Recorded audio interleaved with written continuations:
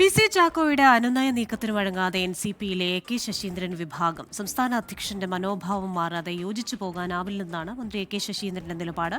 സമവായ സന്ദേശവുമായി എത്തിയ പി.സി. ചാക്കോ വിഭാഗം നേതാക്കളോടാണ് നിലപാട് അറിയിച്ചത്. പി.സി. ചാക്കോയെ അധ്യക്ഷ സ്ഥാനത്ത് നിന്ന് മാറ്റുന്നതിനായി കോഴിക്കോട് വെച്ച് സമാന്തര ജനറൽ ബോഡി വിളിക്കാനാണ് ശശീന്ദ്രൻ പക്ഷത്തിന്റെ നീക്കം. പാർട്ടി സംസ്ഥാന ഘടകം പിളരുമെന്ന ഘട്ടത്തിലാണ് നേരത്തെ തീവ്ര സമീപനം സ്വീകരിച്ചുകൊണ്ടിരുന്ന പി.സി. ചാക്കോ അനുനയ നീക്കത്തിലേക്ക് മാറിയത്. ഇതിന്റെ ഭാഗമായാണ് ഒരുമിച്ച് പോകാമെന്ന സന്ദേശവുമായി 4 നേതാക്കളെ മന്ത്രി എ.കെ. ശശീന്ദ്രനെ കാണാൻ അയച്ചത്. എന്നാൽ പാർട്ടിയിൽ ഐക്യമില്ലാതാക്കിയത് താനല്ല പി.സി. ചാക്കോ ആണെന്നായിരുന്നു എ.കെ. ശശീന്ദ്രന്റെ മറുപടി. സംസ്ഥാന അധ്യക്ഷന്റെ ജനാധിപത്യ വിരുദ്ധ മനോഭാവവും പ്രതികാര നടപടികളുമാണ് പ്രശ്നങ്ങൾ വഷളാക്കിയത്. അതുകൊണ്ട് തന്നോടല്ല സംസാരിക്കേണ്ടത് പി.സി. ചാക്കോയോടാണെന്ന് ശശീന്ദ്രൻ ദൂതരായി വന്ന നേതാക്കളെ അറിയിച്ചു. സംഘടനാ കാര്യങ്ങളുടെ ഏകോപനത്തിനായി ശശീന്ദ്രൻ പക്ഷം 4 അംഗ സമിതിയെ നിശ്ചയിച്ചിട്ടുണ്ട്. പി.സി. ചാക്കോയെ അധ്യക്ഷ സ്ഥാനത്ത് നീക്കണമെന്നാവശ്യപ്പെടും. ഇതിനു മുന്നോടിയായി ശരത് പവാറിന് അയക്കുന്ന കത്തിൽ സംസ്ഥാന കമ്മിറ്റി അംഗങ്ങളുടെ ഒപ്പുശേഖരണം നടത്തും.